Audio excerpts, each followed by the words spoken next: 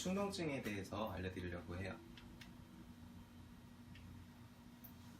네, 축농증 생기면 이런 경험들을 많이 하세요. 누런 콧물이 나오고요, 코가 막히고요, 또 앞골이 띵해요. 콧물이 많이 차가지고 뭐 이런 주변에 어린 친구들이라든지 아니면 어느 정도 나이 있는 분도 걸리기도 하는데요.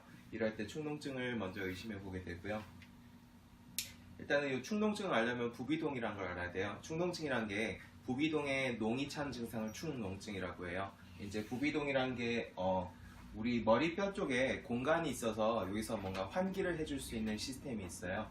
이제 4개로 구성되어 있고요. 이쪽에 요 앞쪽에 보라색 요거 상악동이라고 하고, 요쪽 머리 앞쪽 여긴 전두동이라고 하고요.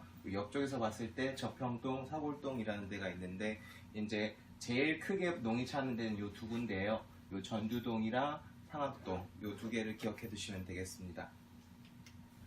그래서 이제 요게 상악동이고 요게 전두동인데, 요쪽에 보면 선방 같은 게 2개가 있어요. 요 튀어나온 거 요거 합의각계라고 하고요. 이제 요거는 중비각계라고 하고, 요 사이기를 중비도라고 하는데, 이제 여기서 점액들이 차 있어 가지고 얘들이 계속 분비물을 좀 배출시키는 그런 구조로 되어 있어요. 그래서 항상 여기가 뚫려 있어야 순환이 잘 되겠죠. 근데 어떤 이유에 의해서 요 경로가 막혀버리는 거예요. 그러면은 점점 이쪽에 노폐물이 쌓이게 되겠죠. 그런 게 심해지면 이제 축농증으로 발전하게 되는 겁니다. 그래서 이런 식으로 노란색으로 농이 차게 되고요. 길이 딱 막혔을 때 이런 데로 차게 되고, 이제 실제로 비내시경을 통해서 안을 찍어 보면은 이 경로가 노랗게 보이죠. 요건 농이 많이 찼단 소리고요. 이 정도 되면 굉장히 불편해할 겁니다, 아마. 그래서 축농증 원인은 주로는 뭐 급성 같은 경우에는 감기 합병증 때문에 오는 경우가 많아요. 이제 감기 걸리게 되면 비강이나 인두나 이런 데 염증이 생기게 되는데, 염증이 생기면 점막들이 붓거든요. 부으면서 길을 막아버리는 거예요. 같이 염증이 부위동으로 전파가 되기도 하고요. 심해지면 농이 쌓이기도 하고 이렇게 되고요. 또는 뭐 알러지라든지 무록 때문에 이렇게 경로가 막혔다든지, 아니면 요 비중격 망곡증이라고 요 코 안에 중격이라는 가운데를 딱 나눠주는 막이 하나 있는데, 그게 한쪽으로 이렇게 휘어 있는 거예요. 휘어 있으면 상대적으로 한쪽의 경로가 좁아지게 될 거잖아요. 그러면서 나가서 좀 반복적으로 축농증이 오시는 분들이 있습니다. 급성과 만성으로 나누게 되는데요. 급성 같은 경우는 염증이랑 농이 심한 게 특징이에요. 이제 좀 누런 콧물이 나오고 농이 많고 또 열도 많이 나게 되고요. 뺨이나 뭐 요 아까 상악동이랑 전두동 있는 그쪽 위치 있죠. 요쪽이랑 요쪽으로 통증이 되게 심한 게 특징이고요. 만성으로 가게 되면은 농이 심하진 않아요. 근데 만성적으로 그냥 코가 계속 뒤로 넘어가게 되고, 그런 게 가래처럼 계속 껴서 목이 간질간질 하시기도 하고, 만성적으로 뭐 코막힘이나 두통, 뭐 기침 이렇게 하기도 하고, 그쪽으로 그 후각신경이 있어요. 그래서 후각신경으로 가는 경로가 막히게 되면 후각도 같이 소실되고 이런 경우가 있습니다. 그리고 두통도 잘 생겨요. 지금 요런데 농이 차 있잖아요. 그래서 이런 쪽으로 두통을 느끼시게 되고, 주로는 여기 잡으면서 앞골이 띵해 라고 많이 표현하시게 되고, 실제로 이렇게 두드려 보면은 그쪽이 예민해져 있어 가지고 조금만 두드리면 머리가 울린다고, 이러면은 농이 많이 차 있는 걸로 해석하기도 합니다.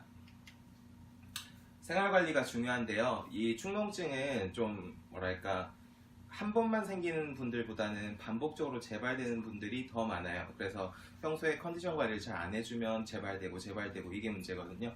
그래서 뭐 충분한 수면하고 좀 체온을 따뜻하게 유지해주고요. 균형적인 영양 섭취도 중요할 것이고, 운동을 적당히 해서 좀 몸을 혈액순환을 잘 되도록 만들어주는 것도 중요할 거고요.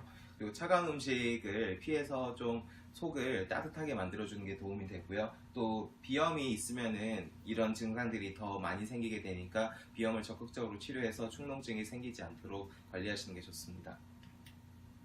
그리고 한약에서는 이런 코의 환기와 관련된 문제가 폐가 약해서 그런 거라고 봐요. 이제 폐 기능이 약하다 보면은 이쪽에 코 쪽이나 아니면 입 쪽이나 이런 데 염증이 더 잘 생기게 되는데, 폐를 좀 보호해주는 그런 처방들을 쓰면은 훨씬 더 효과적으로 제어해 줄 수가 있습니다. 그리고 여러 가지 비염 치료들을 같이 하게 되는데요. 이제 요거는 한약액을 묻혀서 면봉을 이렇게 코에 넣어주는 방법이에요. 점막이 예민해져 있고 부어 있으면서 경로들을 막기 때문에 그런 점막에 부어 있는 걸 좀 빨리 빼주기 위해서 이제 면봉 치료를 하게 되고, 거기에 맞는 약침도 쓰게 되고요.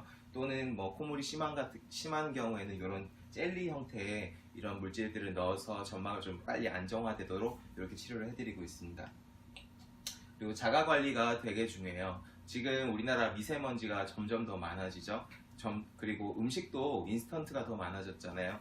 그러면서 점막들이 회복될 수 있는 시간이 굉장히 줄어들었어요. 그래서 자기가 좀 자꾸 씻어내고 해서 이런 미세먼지들도 많이 떨궈내고 코 점막들도 안정화시켜주는 게 굉장히 중요하게 되거든요. 그래서 그럴 때 코 세척이랑 이제 이거는 코 비강 안에 쓰는 연고 같은 건데요. 그런 거 썼을 때 점막의 염증이 좀 빨리 가라앉으면서 충동증도 더 빨리 해결이 됩니다. 그리고 실제로 이제 치료를 보면은 지금 보면 이런데 노란색으로 많이 보이죠. 농이 많이 차있다는 소리고 누런 콧물도 좀 심한 상태일 텐데요. 이제 그런 식으로 치료하고 나면 지금 여기 보니까 깨끗해졌죠. 점막들도 붓기도 좀 안정되고 이렇게 되는데요. 실제로도 치료가 잘 되는 편이에요. 그래서 주변에 혹시 충동증이나 이런 걸로 고생하시는 분이 있다면 적극적으로 치료하셨으면 좋겠습니다. 여기까지 충동증에 대해서 간단히 말씀드렸고, 만약에 주변에 뭐 조카나 아니면 그 손자 손녀나 이런 분들이 이제 충동증이 생겼어요. 누런 콧물이 자꾸 나고 열도 많이 생기고 막 머리도 답답해하고 그런 증상이 있어요. 그러면은 어디로 데려오시면 될까요?